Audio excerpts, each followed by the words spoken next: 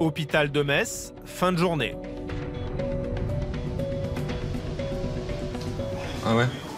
D'accord, ok. Malgré son métier, Nicolas, 32 ans, est plutôt zen. Un médecin posé en toutes circonstances. Quand t'es urgentiste, tu dois être prêt à affronter n'importe quoi. Ça peut être 3 boutons, tu sais pas ce que c'est, il faut trouver, une angine, un infarctus, un arrêt cardiaque. Il n'y a pas de limite, quoi.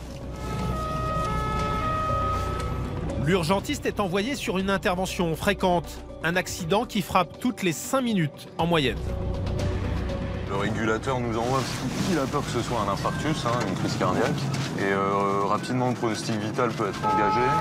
En effet, l'infarctus tue 10% des victimes en moins d'1 heure. Mais ce soir, Nicolas va réaliser un miracle. SAMU 57, le Ramès se présente sur le dos. Le SAMU débarque dans ce quartier pavillonnaire. La victime est à l'étage. Bonsoir. Bonsoir. Dans le salon, Nicolas découvre ce retraité de 78 ans. Norbert regardait la télé quand il a senti une vive douleur à la poitrine.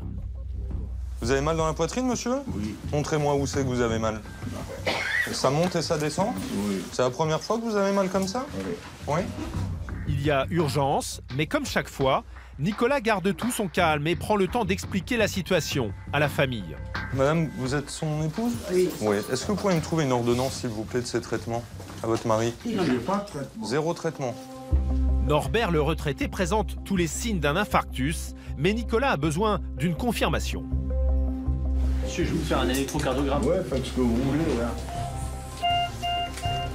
Après quelques minutes, le diagnostic se confirme, mais le patient ne semble pas réaliser la gravité de son cas. Vous faites un infarctus, Oui, non, mais... Oui. Bah, c'est important quand même. Nicolas est inquiet, car le cœur du retraité est fragile. Pas question de tarder, il faut très vite rejoindre l'hôpital. Ah, madame, vous avez entendu? C'est une crise cardiaque qui fait. Ouais, d'accord. Faut qu'on l'emmène à l'hôpital. Vous allez où à l'hôpital? On va aller à Merci. Ouais. Et Nicolas doit annoncer une mauvaise nouvelle au retraité. Il va falloir l'opérer dès l'arrivée aux urgences. Vous faites une crise cardiaque, ça veut dire qu'il y a une artère qui va vers le cœur qui s'est bouchée. Il faut qu'on la débouche, d'accord? Sur le trajet, Nicolas reste concentré. À tout moment, l'état de Norbert peut se dégrader. Il ne doit surtout pas s'endormir. Le médecin engage la conversation. Gardez les yeux ouverts, s'il vous plaît. Comme ça, je vois que vous êtes avec moi, que vous n'avez pas fait de malaise. Arrivé à l'hôpital, Norbert est aussitôt transféré au bloc. 150 d'aspirique, de Brilique et 4000 unités de Zolénos. Nicolas passe le relais à Mathieu, ce cardiologue de 37 ans. C'est lui qui va opérer Norbert. Dans cette maladie que vous avez là, c'est important d'intervenir assez vite. Une opération du cœur a priori impressionnante. Et pourtant, elle est très classique. Vous allez décaler un peu les épaules sur la droite, s'il vous plaît. Pour commencer, Norbert n'est pas endormi. L'opération se déroule juste sous anesthésie locale. Vous avez l'artère de droite du cœur qui est bouchée. On va essayer de la déboucher maintenant. On va mettre une prothèse dans le cœur pour essayer de maintenir le calibre de l'artère comme il faut pour que le sang passe correctement. Des opérations comme celle-ci, Mathieu et ses collègues en assurent une dizaine par jour. La douleur, ça va? À peine le temps de réaliser que l'opération est terminée. Ne bougez plus, ne parlez pas. Voilà, c'est fini pour ce soir, monsieur. Il aura suffi de 15 minutes à Mathieu pour réaliser cette opération vitale. Norbert n'en revient pas. Je les admire, ces gens qui travaillent ici, là. Je me suis heureux. J'ai des beaux enfants, j'ai des beaux petits-enfants. Je me suis heureux. Norbert est placé en observation. 3 jours plus tard, il est rentré chez lui, sain et sauf.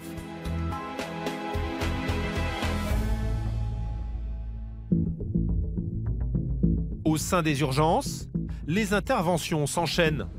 Pourtant, ce soir particulièrement, c'est la série noire. Sur un accident scooter contre voiture. Arrivé 16 ans. Allez, 1, 2, 3. Les accidentés de la route affluent. Chaque jour en France, près de 200 personnes sont blessées dans la circulation. Monsieur de 80 ans, il s'est fait écraser par sa femme, 2 membres inférieurs complètement explosés, fracture ouverte à gauche. D'accord, ok. Pour ces médecins, la routine. Mais voilà, parmi ces accidentés, il y a parfois des cas beaucoup plus dramatiques. Il faut lui refaire un plâtre à lui, parce qu'il a l'autre jambe de pété. Nous retrouvons Nicolas, toujours aussi calme, dans les couloirs de cet hôpital où il travaille depuis 5 ans maintenant. Je peux juste me tenir à la porte, histoire que je lui tape pas dans le pied. Une patiente vient de débarquer et son cas est préoccupant. La jeune femme a été fauchée par une voiture alors qu'elle traversait la rue, sur un passage piéton. Là, ça commence un peu à revenir, mais je me souviens pas trop. Cindy, 28 ans, est encore sous le choc. Dans la nuit, le conducteur ne l'a pas vue et l'a percutée à 30 km/h avant de la secourir. Nicolas est loin d'imaginer l'ampleur de ses blessures.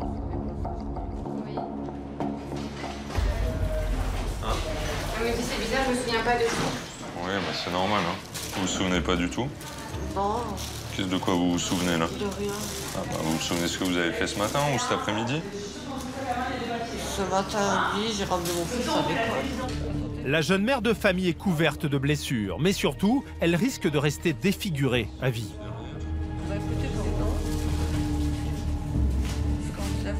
Vous arrivez à ouvrir la bouche un petit peu? J'y arrivé. Il y a une belle plaie. Vous sentez pas vos dents? Du côté gauche. Ouais, mais ça fait mal? Là, oui. Ah, oui. Une blessure très sérieuse qui inquiète Nicolas. Mais dans le hall, les accidentés continuent d'arriver. Le médecin doit passer la main à Mathieu qui commence sa garde. Au niveau de la jambe, là, elle a un bandage et une douleur. Je pense que c'est cassé. Elle a quand même bien mal avec une impotence. Et après, elle est projetée.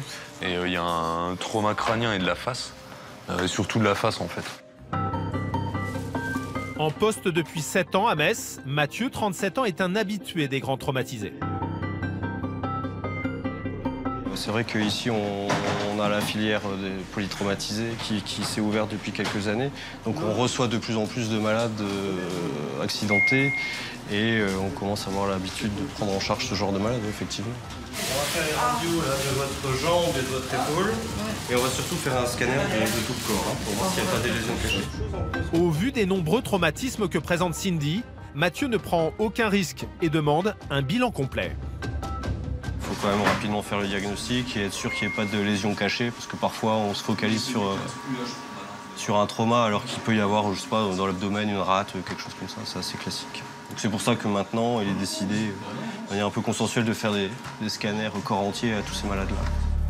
L'accident de Cindy est loin d'être un cas à part. Chaque jour, une trentaine de piétons sont fauchés sur la route en France. Ah, doucement. Oh. Doucement. Donc vous allez faire plusieurs fois l'aller-retour, mais ne vous inquiétez pas, normal. Grâce au scanner, Mathieu et son équipe découvrent la gravité des blessures. D'abord, son œil tuméfié cache une grosse fracture. Ouais, l'orbite est mort. Ah ouais. Paf. Ouais. Voilà, il y a de l'air, puis il y a du sang aussi, c'est tout blanc. Le diagnostic est sans appel. Cindy va devoir se faire opérer d'urgence. Bon, il y a déjà une belle fracture au niveau de l'orbite, ça c'est sûr. C'est pour ça que l'œil est tout gonflé. Et la jambe, on va faire une radio. Ouais. Où ça? À la dent. Ouais, bah oui, c'est pas étonnant. Hein. La jeune mère de famille est en 1000 morceaux. L'œil, les dents, mais ce n'est pas tout. En observant les radios, Mathieu suspecte un gros souci au niveau de la jambe. Ah. Donc là, t'as le tibia, ça c'est le péroné. Ouais, là c'est la tête du péroné. Tu vois, elle a été percutée comme ça, et l'os est relativement souple, et donc ça a pété là. Au-delà de la fracture, Mathieu craint une lésion au niveau d'un nerf. Cindy risque de perdre l'usage de sa jambe. On peut avoir des séquelles sur la motricité, sur la sensibilité, après sur la marche, etc. Donc ça c'est quand même embêtant. Un nerf, c'est difficile à réparer. Une accidentée de la route, traumatisée de toutes parts, Mathieu fait appel à des confrères pour recueillir des avis supplémentaires. Relevez voir les orteils. Est-ce que vous arrivez à plier le genou? Ça vous fait mal à la jambe ou au genou? Quelques minutes plus tard, Cindy part au bloc. La priorité, reconstruire son visage. Une opération longue et compliquée attend la jeune femme. Mais l'hôpital va se surpasser. Nous retrouverons Cindy dans quelques jours. Quelques jours plus tard, nous retrouvons Cindy, cette jeune femme victime d'un terrible accident de la circulation. Elle a été opérée 2 fois et commence à retrouver la mémoire. Je suis allée à la pharmacie et j'ai traversé au passage piéton. Et au moment où j'ai traversé, peu de temps après, le dernier souvenir que j'ai, c'est une voiture noire qui m'est rentrée dedans, quoi. Et après, tout était vague, quoi. Après, j'ai atterri à l'hôpital et ils m'ont opéré tout de suite. Une opération du visage après une fracture de l'orbite. Résultat, la jeune femme a des plaques et des vis sur tout le côté gauche de sa figure. Cindy est encore bien marquée. Après, c'est sûr, quand je me vois dans le miroir, ça fait un choc. Mais après, avec le temps, ça passera. À ce moment-là, on se dit qu'en une fraction de seconde, la vie, elle peut basculer, quoi. Et que dans le malheur, j'ai vraiment une chance. Après 10 jours d'hospitalisation, la mère de famille est rentrée chez elle. Aux dernières nouvelles, Cindy a quasiment retrouvé son visage d'avant l'accident. En revanche, elle a toujours des difficultés à marcher.